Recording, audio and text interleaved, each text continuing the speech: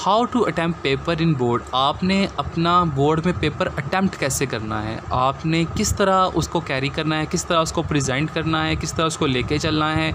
In general आपने board में paper को हल कैसे करना है, और अगर आप इस तरीके को फॉलो करेंगे तो आपके बोर्ड में पूरे 99% मार्क्स आ सकते हैं।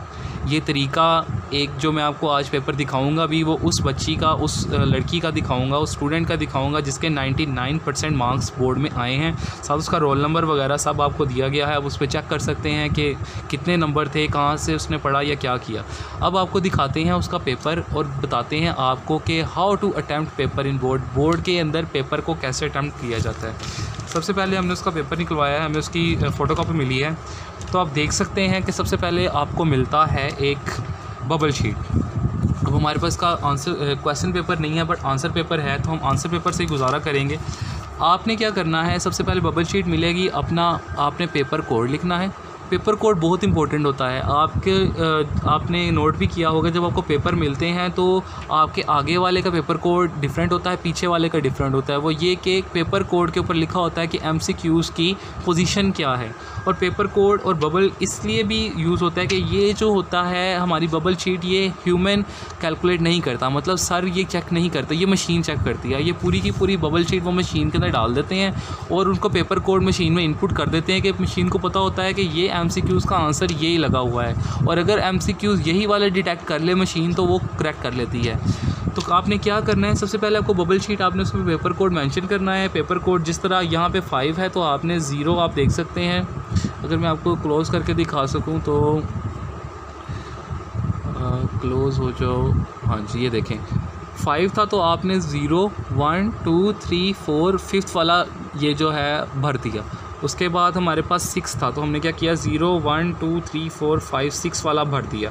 फिर हमारे पास 8 है तो इस तरह हमने 0 8 वाला भर दिया। फिर हमारे पास 1 है तो हमने 1 वाला भर दिया। इसी तरह करके आपने ये पूरी बबल शीट फिल करनी है पेपर कोड वाली। उसके बाद आपको जो पेपर मिलेगा MCQs, उस पर उसके अकॉर्डिंग आपने फिल करना है। वो कैसे कि देखें, पहले का आंसर अगर आपको A लगा है तो इसके ऊपर फर्स्ट लिखा हुआ है,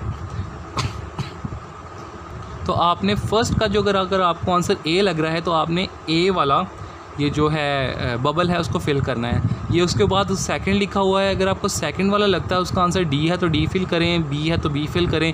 इसी तरह करके आपने ये पूरा करके सर को वापस कर देना है और उसके बाद आ जाना है आपके दूसरे पेपर के ऊपर। उसी तरीके से आपने डेट मेंशन करनी है, अपना बताना है कि आप मॉर्निंग में दे रहे हैं कि इवनिंग में दे रहे हैं, आपने ये मेंशन करना है।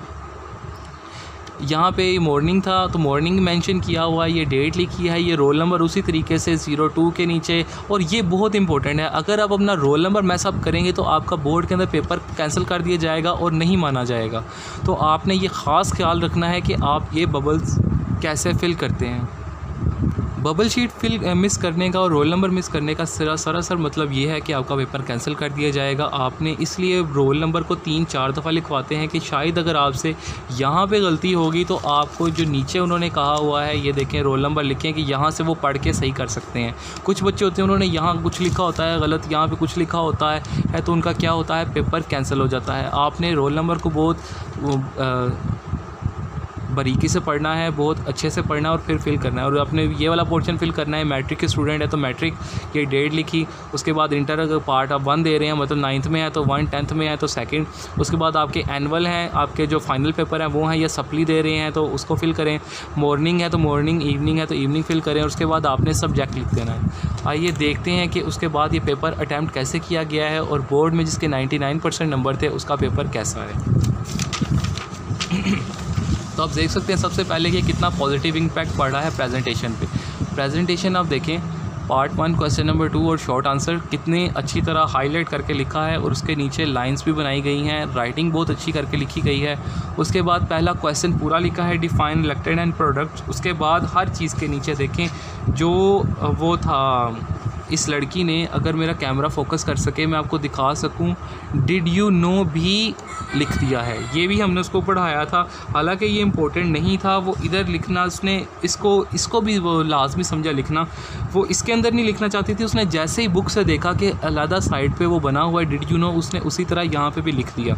अगर आप ऐसे भी लिख देंगे तो आपको अच्छे नंबर मिल जाएंगे। इसको पेन से भी लिखेंगे तो अच्छे नंबर मिल जाएंगे। इससे बस ये शो होता है कि आपने बुक को कितनी गौर से पढ़ा है और आपकी कितनी अच्छी तैयारी थी, ताकि आपको एक पॉजिटिव इम्पैक्ट जाना है सर की तरफ या जो भी चेक कर रहा है, ताकि आपको अच्छे नंबर मिल सकें।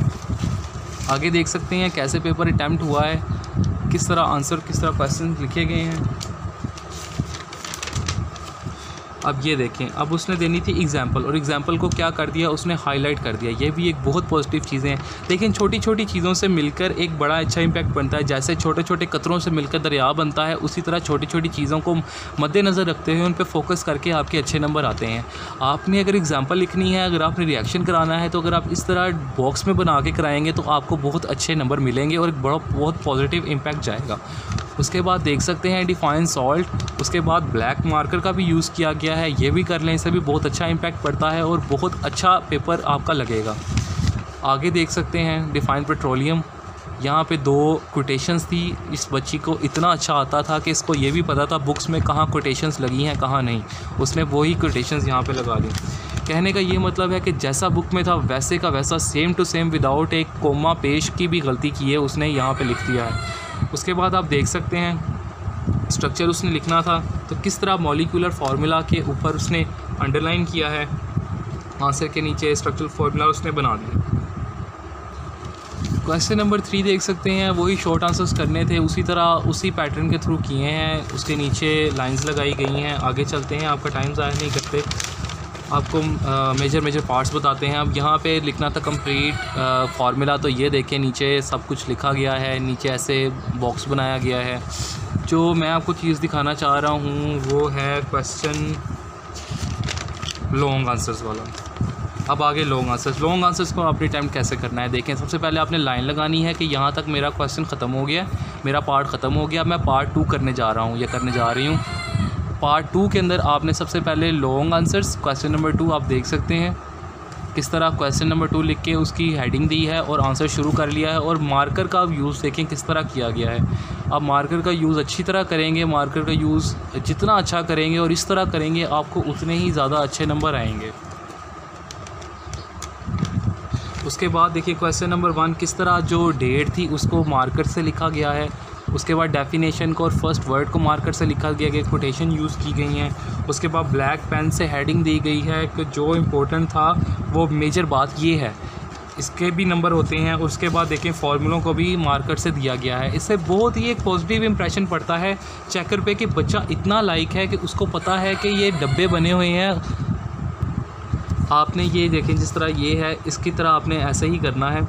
इस तरह अगर आप बॉक्स बना के अपने रिएक्शन कराएंगे और बेस में भी देखिए बॉक्स बना के रिएक्शन कराएंगे, इससे बहुत ही एक पॉजिटिव इम्पैक्ट जाएगा सर पे, चेकर पे, और वो आपको पूरे नंबर देने के पे मजबूर हो जाएगा।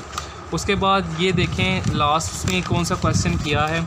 इसी तरह कोटेशन मार्क्स ब्लैक पेन से कि यहाँ से इतना इसकी कोटेशन है, और ये उसके